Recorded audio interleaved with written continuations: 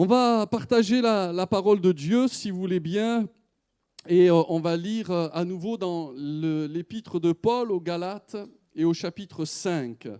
Galates, chapitre 5. Galates, chapitre 5. Galates, chapitre 5 et au verset 22. Donc, je vais continuer cette réflexion sur le fruit de l'esprit. Mais le fruit de l'esprit, c'est l'amour, la joie, la paix, la patience, la bonté, la bienveillance, la foi, la douceur et la maîtrise de soi. Alléluia. J'ai partagé avec vous les derniers dimanches sur le fruit de l'esprit qui produit l'amour et qui produit la joie. Est-ce que vous êtes dans la joie? Est-ce que vous êtes amoureux de Jésus? Et ce matin, je vais partager ce troisième aspect de la paix. Alors, je sais que ces derniers temps, on a pas mal parlé de paix, mais en fait, c'est un sujet toujours d'actualité, la paix, car chaque jour, le Seigneur, dans la Bible, nous dit « ne crains pas ». En réalité, nous avons toujours besoin d'être renouvelés dans cet esprit de paix dans notre cœur. Et quand nous voyons le monde, les angoisses dans lesquelles le monde vit, il y a toutes sortes de phobies. J'ai regardé un petit peu ce matin sur Internet, il y a toutes sortes de phobies. On peut avoir peur des insectes, on peut avoir peur de la scolarité. La phobie scolaire, ça existe. Et il y a même un ministre, je ne sais pas si vous vous rappelez, on a découvert une nouvelle phobie, c'était la phobie administrative. Je crois que c'était la raison pour laquelle il ne payait pas ses impôts. Mais donc, je pense que si on a ce genre de phobie, parfois, il faut mieux faire autre chose dans la vie, surtout si on doit traiter avec toutes sortes de paperasses. Et donc, on est vraiment dans un environnement, un monde qui est plein de phobies. Les gens ont peur de tout, de tous, et vivent constamment inquiets. Alors en plus, il y a le coronavirus qui est là, et apparemment, il arrive en France. Alors, mesdames, messieurs, sortez vos masques, mais surtout, ouvrez vos cœurs à la grâce de Dieu, parce que la Bible dit que celui qui veille sur nous, il ne sommeille ni ne dort. Alléluia. Et que 1000 tombent à notre droite ou 10 000 à notre gauche, nous ne serons pas atteints. Amen. Un jour, je me rappelle, j'étais dans un camp de vacances, ils avaient tous la gastro, et moi, je me levais tôt le matin, j'étais le prédicateur, je me levais tôt le matin, shakarabaria, et je confessais ce verset, « Seigneur, la contagion ne me frappera pas », et par la grâce de Dieu, j'ai échappé à la contagion. Amen. Un jour, j'ai voulu aussi arrêter de faire la bise, mais j'ai failli créer une division dans l'église, ici, donc du coup, je me suis dit, je vais quand même faire la bise, alors de temps en temps, j'attrape un rhume. Mais merci Seigneur pour le sel de mer qui nettoie nos naseaux. Vous savez, en réalité, on ne peut pas avoir la paix, la vraie paix, si nous n'avons pas la paix avec Dieu. Romains chapitre 5, verset 1er. Étant donc justifiés par la foi, nous avons la paix avec Dieu. Il est impossible d'avoir la paix dans notre cœur. Je pars de ce principe où ce matin, je m'adresse à des croyants, à des chrétiens. À partir du moment où, on a rencontré le Seigneur, on a la paix avec Dieu. Alors, à partir de là, on peut construire une vie de paix. La paix du Saint-Esprit. J'aimerais découvrir avec vous quelques éléments, 2 ou 3 ce matin, pour nous permettre de vivre dans la paix de Dieu, dans la paix du Seigneur. Et le premier point, j'étais encouragé jeudi dernier à la prière par la pensée de notre frère Daniel Descaries qui parlait sur l'identité en Christ notamment et de ce fameux Méphibosheth qui était de la descendance de Saül et qui se considérait comme un chien mort. Pourquoi ? Parce que je crois qu'en réalité, on ne peut pas, même si on est chrétien, même si on a la paix avec Dieu, on ne peut pas être profondément en paix dans notre cœur si on n'a pas compris qui nous sommes en Jésus-Christ. Et vous voyez, pour prendre un récit biblique à l'appui, on va lire dans Juges chapitre 6 et au verset 12, on voit dans le récit qui s'affiche à l'écran de Gédéon, Gédéon a évolué dans un contexte de guerre, un contexte de conflit. Madian était là et Gédéon était vaincu et les gens étaient vaincus. Israël avait péché et c'était une période d'oppression, une période même de dépression pour le peuple de Dieu. Et la Bible dit qu'au milieu de ce fameux contexte pathétique et difficile, car ce qu'il faut savoir, c'est qu'à chaque fois que nous nous éloignons de Dieu, nous permettons à la adversaires de venir nous faire des petits bisous et de venir nous embêter et nous troubler, nous enlever la vraie paix. Et là, Gédéon, lui, va avoir la révélation que Dieu est un Dieu de paix. Au milieu de son contexte, pardonnez-moi l'expression, pourri, Dieu va lui dire « Je suis le Dieu de paix, n'aie pas peur, Gédéon ». Et alors la salutation de l'ange de l'Éternel à Gédéon, Juges chapitre 6, verset 12, c'est ceci, l'ange de l'Éternel lui apparut et lui dit « L'Éternel est avec toi, vaillant vaillant héros ». Pourquoi j'ai fait ce lapsus? C'est parce que, en réalité, Gédéon, quand il va s'entendre dire cela de la part du ciel, l'ange de l'Éternel lui parle comme cela. Lui, en réalité, il se sentait loin d'être un vaillant héros. En réalité, lui, ce qu'il sentait de lui-même, c'est qu'il était un grand zéro, un raté, un échec, et que tout ce qui l'entourait était voué à la destruction. Il ne voyait pas l'œuvre de Dieu dans sa vie. Et il va répandre son cœur devant le Seigneur. En réalité, ce garçon était rempli de complexes.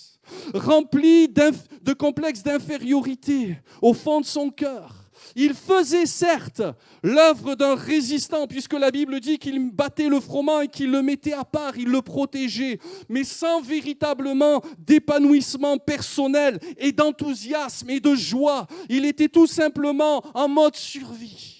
Vous savez, la Bible dit que Jésus est venu nous donner la vie et la vie en abondance. Et le mot vie, c'est la vie Zoé. Alléluia. C'est la vie dont Dieu vit. Et la vie du croyant est une vie éternelle, une vie de qualité, une vie théoriquement de paix. Pourtant, Dieu, alors qu'il est là rempli de complexes d'infériorité et qu'il faisait tout pour survivre dans son passé difficile et dans son contexte difficile, Dieu va s'employer.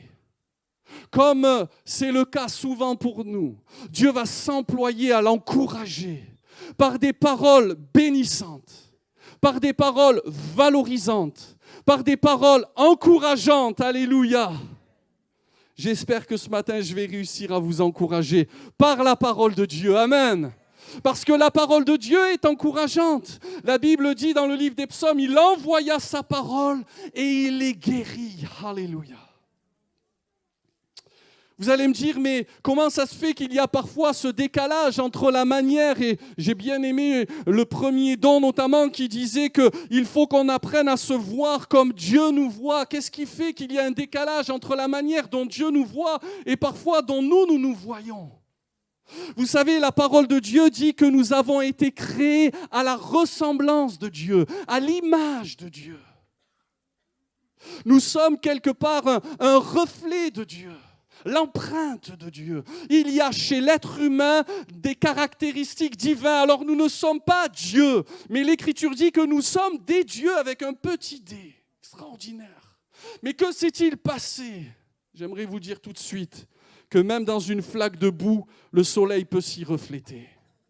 Le péché, voilà la cause de nos états d'âme épouvantables, de nos complexes d'infériorité. Le péché a terni le vase que nous étions. Nous étions un vase d'honneur. Et à cause du péché, l'homme est devenu d'un usage vil. Un vase d'un usage vil. Mais la bonne nouvelle, c'est que par la grâce de Dieu, par la puissance de Dieu, par la rédemption qui est en Jésus-Christ, nous pouvons être restaurés tout à nouveau. Alléluia. Et Dieu veut faire rien d'autre que de toi et de moi des champions pour le royaume de Dieu. Oh non, pasteur, si tu savais mes échecs, si tu savais mon passé, si tu savais mes difficultés. Est-ce que quelqu'un d'entre vous avait un billet de 10, 20, ça n'existe pas 30, mais 50 €. Est-ce que quelqu'un a un billet? Bon, je ne vais pas vous demander votre carte bleue. Donnez-moi un billet. Je vais vous faire quelque chose que j'ai déjà fait parfois. J'ai même fait cela un jour dans la rue, alors que j'évangélisais les filles de la rue avec l'équipe. Et puis un jour, j'ai dit à une des filles, parce que vous savez, les filles dans la rue que nous évangélisons, ce sont des princesses. Des princesses qui s'ignorent, que le Seigneur Jésus aime profondément et pour lesquels il est mort et ressuscité. Alléluia! La première personne à laquelle le Seigneur est apparu lorsqu'il est ressuscité, c'était à Marie de Magdala, de laquelle il avait chassé ses démons, une ancienne prostituée. Et alors, pour essayer de lui parler de l'amour de Dieu à cette bien-aimée, j'ai pris l'image d'un billet. Vous savez, un billet, ça vaut combien ça? 20 euros. Voilà, 20 euros. Il n'y a pas de gros plan, mais c'est 20 euros. Bon, par la foi, tu vas retrouver ton billet. Mais parfois, la vie nous écrase. Ah, les cupides, là, ils disent « Ah non !» La vie nous broie. Parfois, comme on le disait jeudi soir dernier, comme Méphibosheth, il a été laissé tomber à 5 ans par sa nourrice, et puis il a été boiteux toute sa vie. Et parfois, la vie nous laisse tomber par terre. Ceux qui devaient s'occuper de nous ne s'occupent pas de nous comme ils devraient s'occuper. Et donc, très tôt, on touche le sol, et puis on est en proie à toutes sortes de misères. Parfois, on nous a écrasés aussi dans la vie, après. Vous savez, c'est comme ça des fois, la vie. Parfois, on nous a craché dessus, on nous a méprisés, on nous a taillé des costumes. On a dit de toi, tu es ceci, tu es cela. Merci ma soeur, je te le rendrai tout à l'heure. On n'a pas 254 000 euros comme ça tous les ans. Hein. Je blague. Mais quoi qu'on fasse à ce billet, il vaut encore 20 euros. Je peux aller encore au magasin et puis m'acheter ce dont j'ai besoin. Bon, pour enlever tout malentendu, tiens, je te remets ton billet, je vais avoir une bonne conscience, je veux finir ma prédication dans la paix. Allez, viens chercher ton billet, s'il te plaît. Voilà. Il vaut toujours 20 euros. Et parfois, dans cette vie, ce que je disais, c'est qu'on est comme piétiné et écrasé. Et alors, quand on vit des choses comme ça, le monde et notre entourage est champion pour nous étiqueter, pour mettre des étiquettes sur notre vie. Vous savez, la parole de Dieu parle de Rahab, la prostituée, de Naaman, le lépreux, la femme atteinte d'une perte de sang, le possédé de Gadara. Ils ont tous été transformés par la grâce de Dieu. Et pourtant, on les appelle toujours comme ça. La bonne nouvelle, c'est que la grâce de Dieu est capable de nous renouveler complètement, que le nom du Seigneur soit béni. L'apôtre Paul disait ceci: par la grâce de Dieu, je suis ce que je suis, et sa grâce envers moi n'a pas été vaine. Dieu a changé ce fou furieux, ce terroriste, qui avait sans doute, qui était un homme mauvais, un homme qui respirait la menace et le meurtre. Dieu l'a complètement transformé et a fait de lui un apôtre extraordinaire. L'apôtre Jean dira que nous sommes aujourd'hui des enfants de Dieu. Alléluia. Je ne sais pas si vous pouvez ce matin louer le Seigneur pour ce que vous êtes, mais sans tomber dans un ego démesuré, mais pour être simplement en bonne santé mentale, je dirais, et arrêter de se marcher nous-mêmes sur les pieds, les doigts de pied, de nous faire du mal. Le roi David disait ceci: je te loue de ce que je suis une créature si merveilleuse. Peu importe ce que les gens pouvaient dire de lui, je ne sais pas s'il y avait des miroirs à l'époque comme nous les avons, lui, lorsqu'il se considérait, il se considérait comme Dieu le considérait. Et je crois qu'il n'est pas possible, frères et sœurs, d'avoir une paix véritable, d'entrer dans une vie de paix profonde, si nous n'avons pas compris ce que nous sommes dans le Seigneur. En Jésus-Christ, nous ne sommes pas, j'ose le dire, n'importe qui. Arrêtons de stresser, de nous dévaloriser, de nous placer en victime. Nous sommes, par le Saint-Esprit qui est en nous, des plus que vainqueurs. Alléluia. Quand tu sais qui tu es, tu n'as pas peur d'affronter la vie. Si tu sais que tu es un boxeur aguerri, qui t'est entraîné comme il le faut, bon, si tu vas aller affronter Mike Tyson, bon, maintenant peut-être qu'il n'est plus en état, mais si tu n'es pas aguerri, si tu n'es pas sûr de ton identité, si tu es une danseuse de ballet, vaut mieux pas que tu y ailles. Si tu sais que tu es un oiseau, tu n'auras pas peur de t'envoler, de sauter au travers des gratte-ciels, j'en sais rien, ou aller au-delà des montagnes. Tu te feras pas mal parce que tu sais qui tu es. Le problème, c'est notre ignorance. Le problème, c'est qu'on ne s'aligne pas sur ce que Dieu dit de nous. Et ce qui est le plus important, ce n'est pas ce que le passé, la réputation ou notre environnement dit de nous. Ce qui est le plus important, c'est ce que Dieu déclare sur nous. Le problème, c'est que parfois, il y a un décalage. Quand le Seigneur va dire à Ananias, celui-ci est un instrument que j'ai choisi en parlant de Saul de Tarse, Ananias va dire, t'es bien sûr, Seigneur? Parce qu'en ce moment, il n'est pas ceci, il n'est pas cela. Mais pour le ciel, il était cela. Il fallait qu'il passe par un processus pour que tout ce qu'il allait devenir en Dieu, il le devienne. Alléluia! Alors ce matin, soyons la personne que Dieu veut que nous soyons pour vivre dans la paix. Imaginez ce matin si tu réalisais, si tu étais convaincu que tu es un vaillant héros et non pas un zéro. Mes amis, avec un vaillant zéro, tu ne peux rien faire. Tu ne peux pas aller libérer un peuple. Tu ne peux pas aller combattre un ennemi. Tu as besoin d'avoir de l'assurance dans ton cœur. Amen. Et c'est précisément ce que le Saint-Esprit veut faire naître en nous, de l'assurance, pour être des témoins dans ce monde, un monde hostile. En réalité, Gédéon était un libérateur. Le chrétien est un libérateur. Tu es un libérateur dans ta famille. Amen. Tu es un libérateur dans ton travail. Alléluia.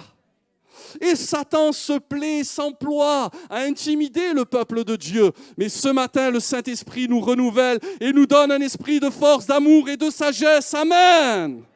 Alléluia. La paix vient donc de la découverte de mon identité en lui. En dehors de lui, je suis bien conscient qu'il n'y a rien à tirer de l'être humain. En dehors du Seigneur Jésus, nous sommes voués à la perdition. Sans lui, nous ne pouvons rien faire. Mais avec Dieu, nous pouvons accomplir des exploits. Que le nom du Seigneur soit béni. Amen.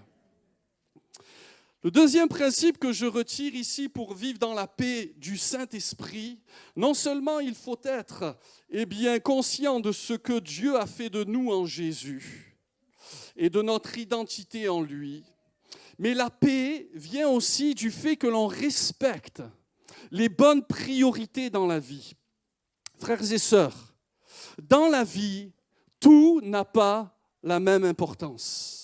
Il y a des choses essentielles et des choses secondaires. Je dirais par exemple que nos enfants passent avant notre carrière, que l'Église passe avant les loisirs, que la famille passe avant l'Église, que le Seigneur passe avant tout et que ce que nous sommes passe avant ce que nous faisons. Parce que si je fais quelque chose sans être la chose que je dois faire, je vais être en difficulté. Je m'explique. Le Seigneur, on peut mettre ce texte de base dans Luc 10, verset 41. Luc 10, verset 41, c'est un texte bien connu. Le Seigneur lui répondit, je parle ici de l'histoire de Marthe et Marie. Luc 10, verset 41. J'attends un peu, ça va venir. Et c'est un texte qui parle justement des bonnes priorités. Parfois dans notre vie, ça ne va pas, c'est le chaos parce que les choses ne sont pas en place. Le Seigneur lui répondit, « Marthe, Marthe, tu t'inquiètes et tu t'agites pour beaucoup de choses. » Elle ne s'inquiétait, elle ne s'agitait pas pour rien. Mais le problème, c'était son approche des choses, son approche de la vie, son approche des priorités. Et c'est la raison pour laquelle elle était dans l'agitation. Marthe a reçu le Seigneur dans sa maison. Mais de par sa nature, elle s'est mise tout de suite en mode action. Mais seulement devant l'ampleur du travail qui consistait à nourrir 13 hommes qui se sont invités sans prévenir. Ils n'ont pas eu le temps d'envoyer un WhatsApp ou un texto. Ils sont arrivés vers midi pour manger, n'est-ce pas? Et donc, elle va se sentir rapidement, complètement dépassée par les événements. Comme ça peut nous arriver à nous aussi parfois. Il y a tellement de choses à faire, tellement de préoccupations. Et il peut arriver des moments dans notre vie où ça devient la tempête dans notre tête. Et où on peut se noyer littéralement dans un verre d'eau. Il y a des choses qui peuvent attendre. J'aime ce psaume 107, verset 27, quand il est parlé de ceux qui passaient par des tempêtes. Saisis de vertige, ils chancelaient comme un homme ivre et toute leur habileté était anéantie. Vous savez, quand on passe par la tempête, quand on passe par des moments difficiles, même notre expertise à certains moments ne suffit plus. Et en plus, je reviens à Marthe et Marie, elle était au bord de la crise de nerfs. Du fait qu'elle était dépassée, en plus, elle va constater que sa sœur, qui aurait dû l'aider à ce moment-là, elle est tranquille, assise au pied du Seigneur, en train d'écouter sa parole. Ah. En fait, les actifs sont énervés par les contemplatifs. Mais bouge-toi! Il y a du taf, il y a du boulot. Elle va même avoir l'audace d'interpeller le maître en plein sa séance d'enseignement. Elle est dépassée. Elle est fébrile. Elle est mal dans sa peau. Comme ça arrive à beaucoup de gens qui sont mal dans leur peau, qui n'ont pas la paix. Alors on peut savoir qui nous sommes en Jésus. On peut avoir même des séminaires sur l'identité entière, parce que c'est profond. Mais si je ne m'applique pas à mettre moi-même de l'ordre dans mes priorités, je vais toujours courir après le temps. Commence déjà par acheter une montre, à écrire ce qui compte vraiment pour toi dans la vie. Bon, c'est vrai, moi la montre, on me l'a offert. Je suis vraiment béni. Mais vous voyez le problème ici, c'est que quand on perd les bonnes priorités comme Marthe, on devient rapidement la proie de l'agitation et je dirais même la proie de toutes sortes de mauvais sentiments. Grattez un peu pour voir pourquoi certaines personnes sont amères, sont rancunières. La raison est celle-ci, c'est qu'ils n'ont pas appris dans leur vie à mettre les choses à la bonne place. Frères et sœurs, faire l'œuvre de Dieu sans la communion avec Dieu revient à rouler en voiture sans huile dans le moteur. Vous allez pouvoir tourner pendant un moment, accélérer pendant un moment. Mais à un moment donné, si vous ne prenez pas le soin d'être renouvelé dans la communion avec Dieu, votre moteur va exploser. C'est parfois des foyers qui explosent, c'est des familles qui explosent, c'est des burn-out, c'est des dépressions nerveuses, parce que nous n'avons pas pris le temps de nous nourrir de l'essentiel. Alléluia. Alors, vaut mieux s'arrêter avant et entendre la voix du Maître qui nous dit « Marthe, Marthe, tu t'inquiètes et tu t'agites pour beaucoup de choses. En réalité, une seule chose est nécessaire. Et il faut apprendre à être des gens d'une seule chose. » Alors, je sais que les femmes, elles sont capables de parler 2-3 conversations à la fois. Tout ça, nous les hommes, on fait les choses les unes après les autres, en règle générale. Mais il faut être des gens d'une seule chose. Apprenons à faire les choses dans l'ordre et les choses les unes après les autres. Il y a parfois du désordre dans notre vie. Je le dis, c'est des heures sur Internet et quelques minutes dans la parole de Dieu et sa méditation. C'est des heures dans les loisirs. Alors on s'y met à fond, on investit, etc. Mais est-ce que j'investis vraiment ma vie pour le royaume de Dieu ? Parfois, nous sommes dans le manque, non pas parce qu'on n'a pas assez prié, mais non pas parce qu'on a fait tous les séminaires du monde entier sur l'identité de soi, mais parce qu'on n'a pas appris à mettre de l'ordre dans nos vies. Jésus disait, cherchez premièrement le royaume de Dieu et sa justice, et toutes choses vous seront données par-dessus. Et c'est pour ça que le prophète Élie, lorsqu'il va aller chez la veuve de Sarepta, il va dire, prépare-moi d'abord des petits gâteaux. Mais ça peut paraître mal poli, mais en fait, il était en train de lui enseigner un principe spirituel profond. C'est que quand on met Dieu d'abord, on manquera dans notre vie jamais de rien. Et la première des choses que Dieu nous fournira au-delà de l'huile et de la farine, c'est la paix de Dieu dans le cœur. Voyez la différence entre Abel et Caïn, c'est que Abel va offrir les premiers-nés de ses troupeaux. Et la Bible dit que Dieu va porter sur Abel et sur son offrande un regard favorable. Abel, dès qu'il se levait le matin, c'était Dieu.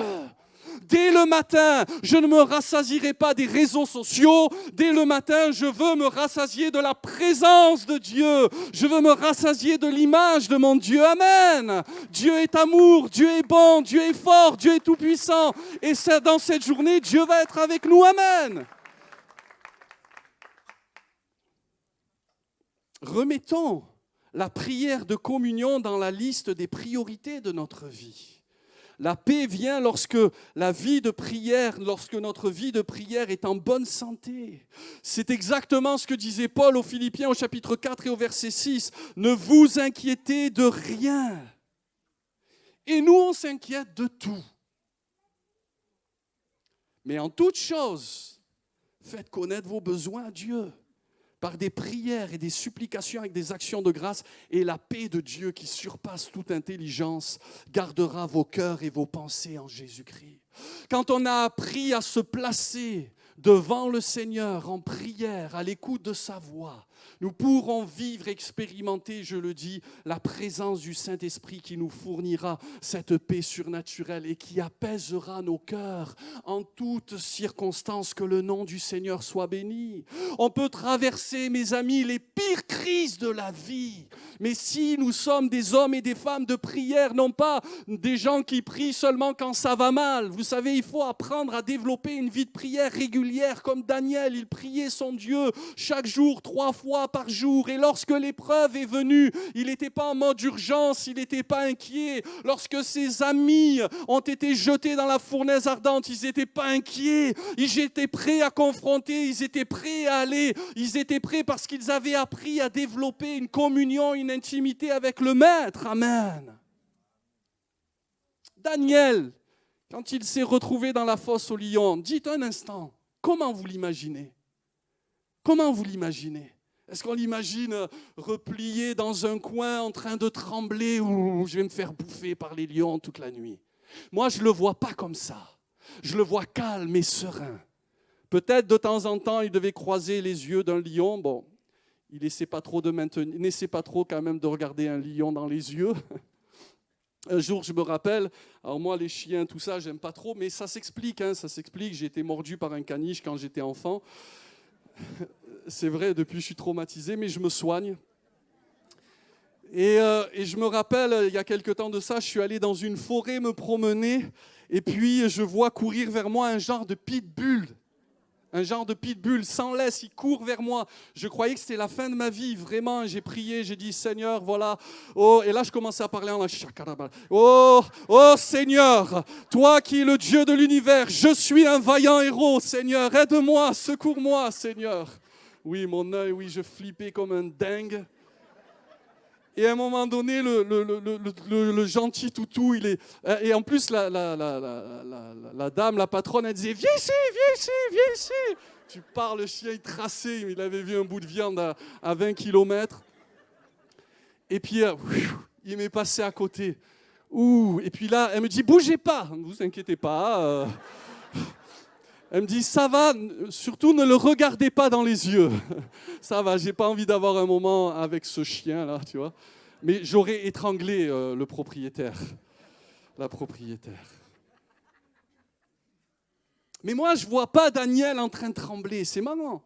Je le vois en train d'être dans la paix sereine, dans un calme serein. Par contre, la parole de Dieu nous dit, ça c'est humoristique, dans le livre de Daniel, chapitre 6, verset 18, le roi, lui qui aimait bien Daniel, se rendit ensuite dans son palais. Il passa la nuit à jeun, il ne fit point venir de concubine auprès de lui, ça lui a fait du bien quand même, et il ne put se livrer au sommeil. Alors, 2 choses l'une. Il y en a un qui est dans la fosse aux lions, il est tranquille, et il y en a un autre qui est tranquille dans son palais et qui ne dort pas. Mais la différence, c'est qu'il y en a un qui prie. Et il y en a un qui connaît peut-être des choses sur la prière, mais qui ne le vit pas. Seigneur, ce matin, apprends-moi à placer les bonnes priorités dans ma vie, afin que je retrouve de l'harmonie, que je retrouve de l'ordre et de la paix. Amen. Et j'aimerais voir avec vous un 3e point qui me semble important ce matin pour vivre dans la paix. Pourquoi ? Parce que nous ne sommes pas des esselés. Dieu n'a pas voulu que nous vivions sur une île déserte tout seuls, mais Dieu a voulu que nous vivions dans ce monde avec des êtres humains autour de nous. Et une des choses que Dieu a faites à partir du moment où on s'est converti, c'est qu'on fait partie désormais de la famille de Dieu. Alors la famille de Dieu, elle a ses forces, elle a ses faiblesses. Comme dans toute famille, c'est une joie de se retrouver, mais parfois il y a aussi des conflits, il y a aussi des désaccords, il y a aussi des problèmes, etc. Mais la parole de Dieu nous donne dans Romains chapitre 12, verset 18, un bon conseil qu'il nous faut appliquer si nous voulons vivre dans la paix du Seigneur. Il est dit ceci, il y a plusieurs conseils sur les relations à entretenir les uns avec les autres, mais Romains 12, 18 est intéressant. Il est écrit ceci, s'il est possible, parce que des fois, ce n'est pas possible. Il y a des gens qui ne voudront jamais être en paix avec vous. C'est comme ça. Il y a des gens, c'est une masse de mauvaise volonté. Vous pouvez vous plier en quatre, faire tout ce que vous voulez, les aimer, les bénir, semer dans leur vie. Ils ne voudront jamais la paix avec vous. Ce n'est pas grave, bénissez-les quand même. C'est pour ça qu'il est dit dans Romains 12, verset 18, s'il est possible. Parce que des fois, ce n'est pas possible. Autant que cela dépend de vous, soyez en paix avec tous les hommes et toutes les femmes. Parce que parfois, on a plus de problèmes. Bien. Mais ça, ce n'est pas dans mes notes. Je me rends compte quand même qu'à chaque fois que je dis des choses qui ne sont pas dans mes notes, je crée un séisme ouvert dans l'Église. Bon, sans doute le premier point, c'est que pour pouvoir être en paix les uns avec les autres, il ne faut pas faire ce que je viens de faire. Il faut cultiver une bonne communication avec son semblable. Amen. Ce n'est pas facile de communiquer. Comme de mettre les choses en commun. On est parfois très personnel et égoïste. Et une des premières caractéristiques de l'être humain dans les temps de la fin, c'est que l'être humain sera égoïste. L'ego, moi, moi, moi. C'est mon jouet, c'est ma peluche. Et puis pour certains, communiquer, c'est difficile. Verbaliser, dire qu'est-ce qui se passe en ce moment ? Alors on a notre quart d'heure de boudage, on n'arrive pas à parler, on n'arrive pas à verbaliser. Il faut aller tirer les vers du nez pour savoir ce qui se passe. On voit bien qu'il y a quelque chose qui ne va pas, mais on n'ose pas le dire. Et puis je pense que l'explosion des réseaux sociaux, et ça ce n'est pas un pasteur qui le dit, c'est tous les experts en psychologie moderne, les réseaux sociaux ne nous aident pas à communiquer. On est capable de communiquer avec les gens du monde à l'autre bout du monde, mais on est incapable de communiquer avec notre prochain, avec celui qui est proche de nous. On est incapable de communiquer à table. D'ailleurs, on ne mange plus ensemble. Il y a des moments qui sont précieux, où il faut savoir éteindre les réseaux sociaux pour se parler. Et pour se parler de façon constructive, bien sûr. Éphésiens 4, verset 29 dit qu'il ne sorte de votre bouche aucune parole mauvaise. C'est difficile cela, mais pour cela il faut avoir un bon cœur. Les bonnes paroles viennent des bons cœurs. L'homme bon tire de bonnes choses du bon trésor de son cœur, dit le Seigneur Jésus. Mais s'il y a lieu quelques bonnes paroles qui servent à l'édification et communiquent une grâce à ceux qui l'entendent. Vous êtes d'accord avec moi que c'est si facile par la langue de blesser ? Il suffit parfois d'une petite allusion, d'une petite remarque. Avec une parole, on peut détruire des géants dans la foi. Élie a été démoli par la parole de Jézabel. La parole a un poids énorme. La parole des autorités dans notre vie a un poids énorme. Les paroles de nos parents peuvent nous construire ou nous détruire.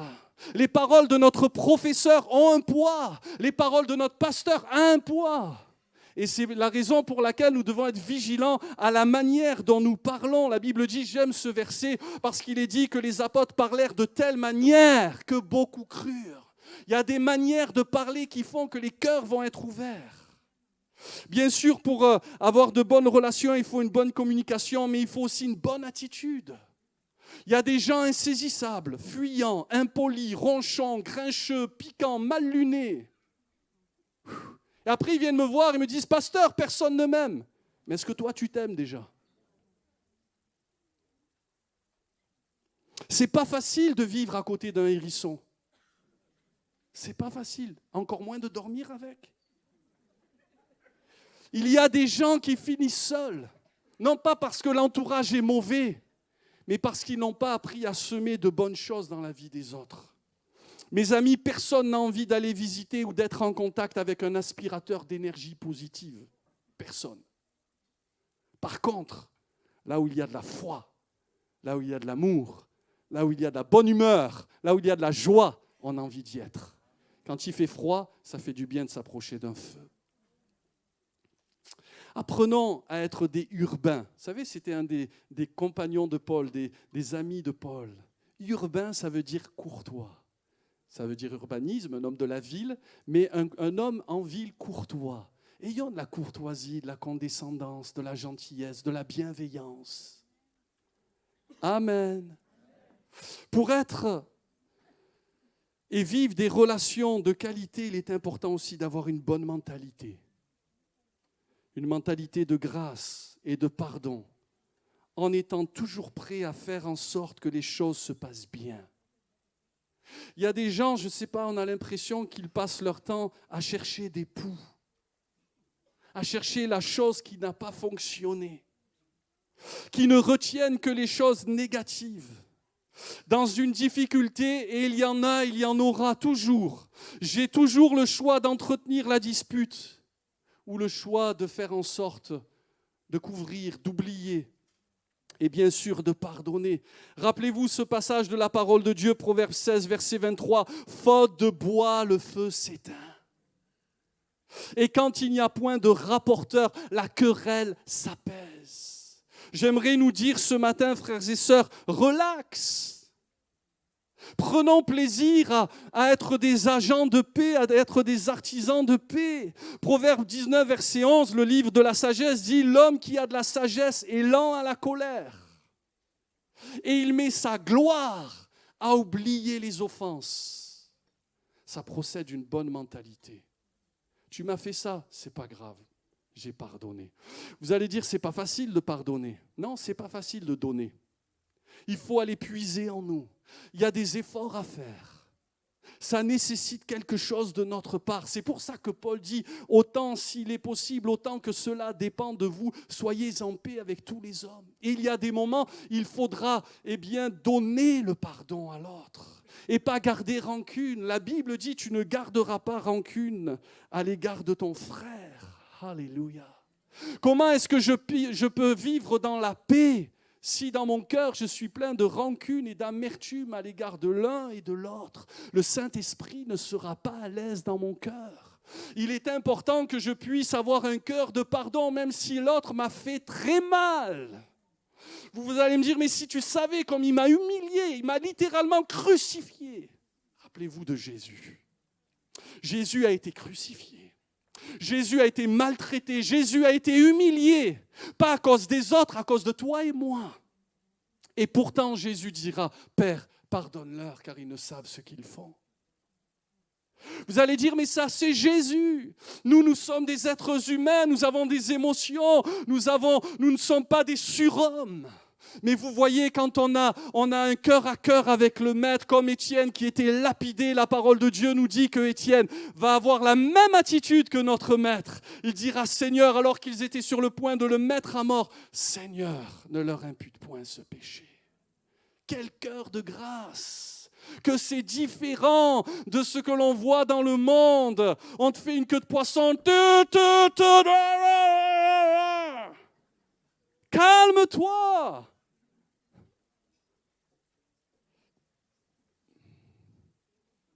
C'est important de pardonner vraiment. Et vous savez, quand est-ce qu'on sait qu'on a pardonné? On sait qu'on a pardonné réellement quand il y a la cicatrice, mais plus la douleur. Si tu es encore en train de ressasser, que ton cœur se serre à chaque fois que tu penses à cette chose ou à cette personne, c'est que tu as encore besoin de guérison. Mais la bonne nouvelle, c'est que Jésus guérit les cœurs brisés. Alléluia. Et Jésus veut que tu aies un cœur de pardon et de grâce. Amen. Alors c'est important d'être en paix les uns avec les autres. Soyons également des Joseph ce matin. Joseph, même s'il a fait pendant un temps mijoter ses frères, et il les a bien fait mijoter, mais en même temps, ils n'avaient pas été très faciles avec lui. Mais la parole de Dieu nous dit, alors que quelques années plus tard, il va les voir revenir, son cœur va s'émouvoir. Il va pleurer, il va verser des larmes et il va leur dire « Approchez-vous de moi, venez dans ma présence ». Il va faire sortir tout le monde. Et là, il va avoir un moment béni avec ses frères parce qu'il y avait dans son cœur un réel pardon. Que Dieu nous aide, frères et sœurs, à être des hommes et des femmes qui pardonnons, alléluia, et qui sommes des personnes qui cherchons le rapprochement et non le refoulement. Amen. On va se mettre debout dans la présence de Dieu quelques instants maintenant. Alléluia. Je crois que le Seigneur ce matin, je vais inviter le pianiste à venir sur le devant, je crois que le Seigneur ce matin veut nous libérer de la peur. Je crois que le Seigneur ce matin veut nous rappeler ce que nous sommes en Jésus. Je crois que le Seigneur ce matin veut nous amener à remettre de l'ordre peut-être si c'est nécessaire dans notre vie. Et oui, je le dis, les relations passent avant même le succès personnel et nos affaires dans la vie. Et il est important que peut-être ce matin, s'il y avait dans ton cœur un problème particulier dans une relation ici ou là, il est possible ce matin que tu repartes comme cela. Mais tu peux repartir en faisant le choix de pardonner, en disant « Seigneur, tu vois tout ce que j'ai subi, tu vois toute cette amertume qui est là, tu vois Seigneur, toute cette blessure. » Eh bien le Seigneur te dit, le Saint-Esprit te dit ce matin « Pardonne ». C'est une question de santé, c'est une question de paix pour toi. Alléluia. Alors qu'on va prier, croyons que tandis que nous allons prier, pendant que nous prions, je crois que le ciel est ouvert et la Bible dit que pendant que Jésus priait, la colombe est descendue, le Saint-Esprit sous la forme corporelle d'une colombe est descendu sur lui. Et pendant qu'on prie, la colombe c'est le symbole de la paix. Pendant que nous prions, le Seigneur peut te restaurer dans la paix ce matin. Il veut que tu produises ce fruit, il veut que tu sois dans la paix. Peut-être que tu vis dans l'anxiété, le stress, le burn-out, ta vie c'est un chaos, toute ton habileté, tu es dépassé. Peut-être que tu as le cœur plein de rancune, j'en sais rien où tu en es avec Dieu ce matin. Mais ce que je sais, c'est que Dieu veut te guérir. Ce que je sais, c'est que Dieu peut te donner sa paix. Moi, je vois l'Église comme un beau jardin avec ses beaux fruits, l'amour, la joie, la paix, alléluia. Le monde a besoin de paix. Le monde soupire, il attend la révélation des fils de Dieu, de ces hommes et de ces femmes matures qui produisent ce fruit.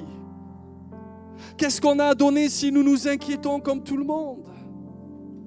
Qu'est-ce qu'on a à offrir si on n'est pas plus, pardonnez-moi l'expression, spirituel? Si on a les mêmes craintes, les mêmes problèmes, les mêmes angoisses, les mêmes stress, les mêmes anxiétés. N'aie pas peur, te dit le Seigneur ce matin. Tu es un vaillant héros. Seigneur, je te prie que le Saint-Esprit nous donne de nous voir comme toi tu nous vois. Alléluia, peu importe le regard des approbateurs que tu as ressenti des uns et des autres. Dis-toi ceci, que Dieu te voit au travers de Jésus son Fils et son regard est favorable sur ta vie. Ceci étant dit, il veut t'apprendre à marcher, à mettre en place les choses à leur place. Tout n'a pas la même importance dans la vie. Tu as peut-être relégué ton temps avec Dieu à la dernière place. Et tu cours après le temps et tu es fébrile et tu es inquiet, tu es confus, confuse. Et tu attaques. Tu es toujours en mode attaque. Seigneur, ce matin, te dis arrête. Reviens dans ma présence. Et là, tu trouveras le repos pour ton âme. Tu dis, mais pasteur, tu vois, je souffre à cause des gens. Les gens ne sont pas gentils. Mais ce n'est pas vrai ça, c'est un mensonge du diable. Les gens ne te veulent pas du mal. Peut-être que ici ou là on t'a fait du mal, mais les gens ne te veulent pas du mal. L'amour veut se manifester ce matin dans ton cœur. Alléluia. Afin que tu puisses voir l'autre comme Dieu le voit. Alléluia. Je voudrais prier pour quelqu'un en terminant qui a besoin de retrouver la paix avec Dieu. La paix dans son cœur. Ça t'a échappé et très sincèrement, tu regardes ce fruit dans ta vie et tu dis, il y a peu de paix dans ma vie. À comparer par rapport à tout ce que je vis émotionnellement, il y a peu de paix dans ma vie. Je crois que le Seigneur peut te renouveler ce matin dans sa paix, dans sa présence. Très sincèrement, par son esprit. Simplement, là où tu es, au-delà d'un geste physique, je vais t'inviter à lever la main et au-delà d'un geste physique, c'est comme une prière que tu vas faire. Et tu vas combattre Amalek, tu vas combattre l'ennemi, tu vas combattre ce qui vient contre toi. Tu vas combattre le diable ce matin. Lève ta main, ce n'est pas moi qui la vois, mais c'est Dieu qui la voit. Et pendant que tu reconnectes avec Dieu, pendant que tu dis au Seigneur, Seigneur, je veux devenir un homme, une femme de paix, je ne veux pas grandir dans l'amertume, je ne veux pas grandir dans l'inquiétude, je ne veux pas me développer, Seigneur, en ne vivant pas cette paix surnaturelle au quotidien. Simplement, si c'est ton désir, lève ta main et je vais prier pour toi. Et je crois que Dieu ce matin va confirmer sa parole dans ta vie. Alléluia. Lève ta main, lève ta main. Alléluia. Seigneur, tu vois ces mains, Seigneur. Tu vois ces hommes, ces femmes qui ont besoin de toi, qui ont besoin de s'approcher de toi, qui ont besoin de s'approprier ta parole, qui ont besoin de vivre un renouveau dans la paix du Seigneur. Jésus, je te prie de leur donner de vivre, de revivre ta parole. Je te prie, Seigneur, de les toucher ce matin en plein cœur. Et de chasser toutes les peurs au nom de Jésus. Comme tu as chassé les nuages du temps de Noé. Et comme tu as apaisé les eaux sur la terre. Et qu'un grand calme revint. Seigneur, je te prie par le souffle de l'Esprit. De donner la paix maintenant au cœur de tes enfants.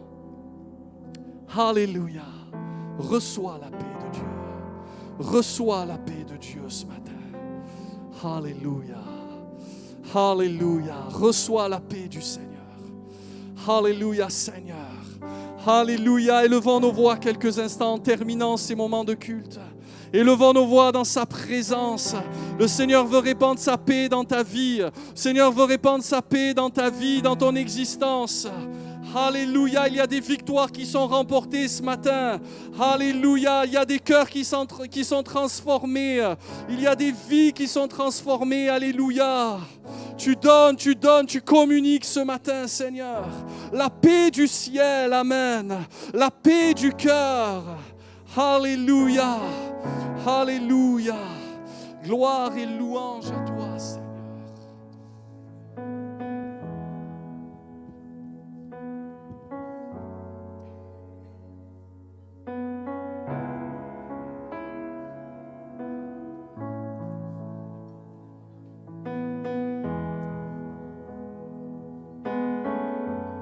Dieu, tu es ma paix.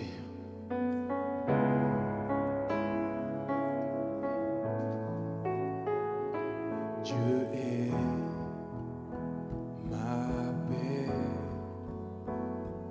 Il te guide, il s'accomplit. Toujours fidèle.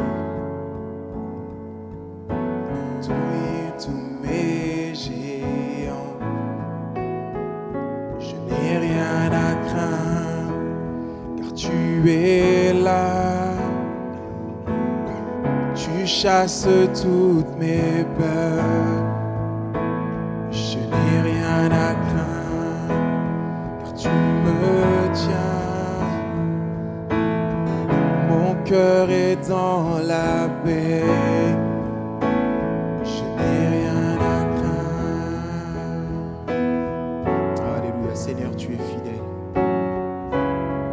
Alléluia, Dieu est fidèle. Dieu est fidèle. Tout ce qu'il dit s'accomplit. Dans son repos, ma foi s'aligne à sa grâce. Je n'ai rien à craindre, car tu toutes mes peurs. Je n'ai rien à craindre, car tu me tiens. Mon cœur est dans la paix. Je n'ai rien à craindre.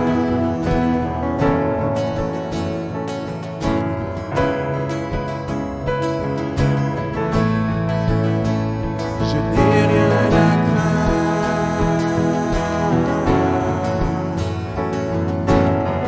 Oui, le bonheur et la grâce.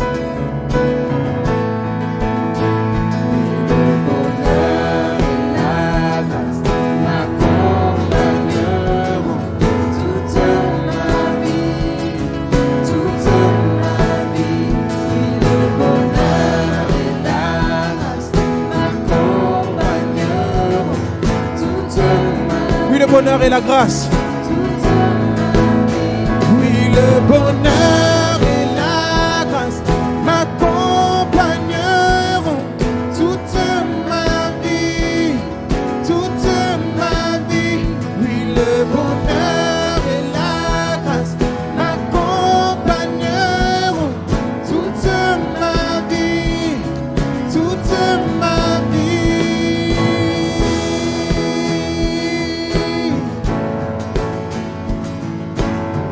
Ton amour me suit, ton amour me poursuit.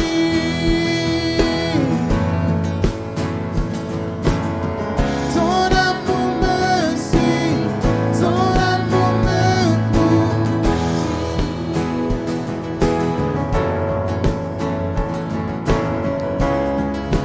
Le bonheur et la grâce. M'accompagneront toute ma vie, toute, encore une fois. Oui, le bonheur. Alléluia, chante ces paroles comme ta vérité. Toute ta vie. Encore une dernière fois, chante-le, oui, le bonheur. Oui, le bonheur et la grâce m'accompagneront toute ma vie, toute ma vie. Alléluia, alléluia.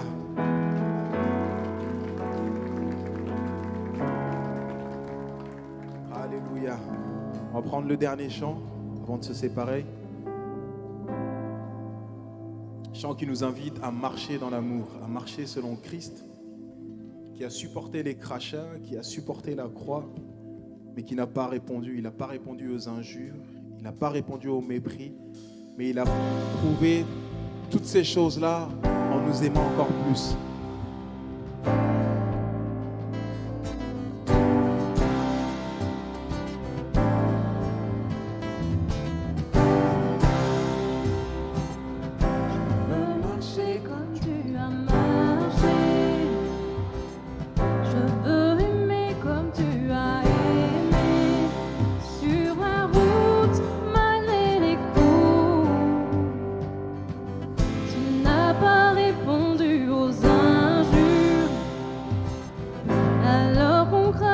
Sur ta figure, tu as méprisé les clous. Quand tu m'as aimé plus que tout, walking love, marche dans l'amour. Oui, je veux marcher chaque jour dans ton amour, car la miséricorde triomphe du jugement, triomphe même de la mort. L'amour triomphe encore. Walking love, marche dans l'amour. Quel que soit le poids des blessures, l'amour triomphe toujours. Walking love, je marche dans son amour. Je fais le vœu. J'ai fait le vœu de ne plus juger. Le choix de tout pardonner. Oh, je veillerai sur ma bouche. Je veux marcher comme tu as marché. Je veux aimer comme tu as aimé.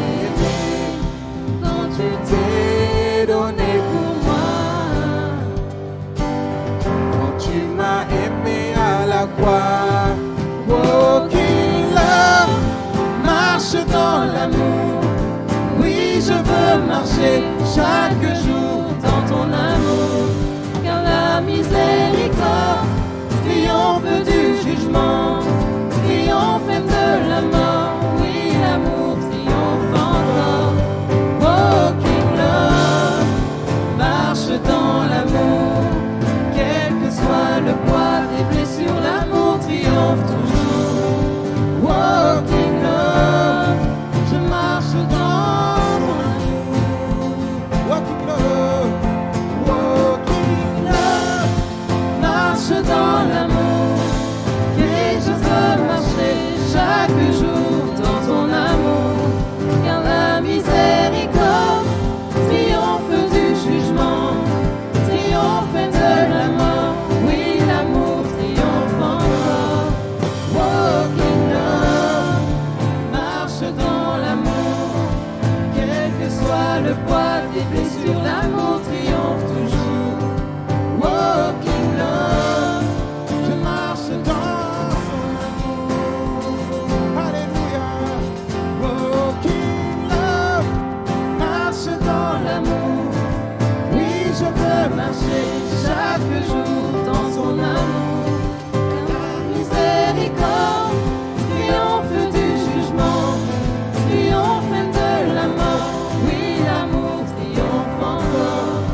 Walking love, marche dans l'amour. Quel que soit le poids des blessures, l'amour triomphe toujours. Walking love, je marche dans ton amour. Alléluia.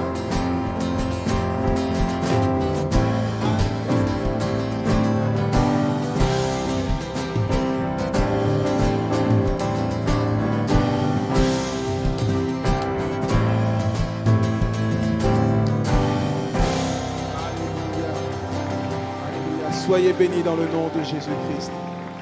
Alléluia.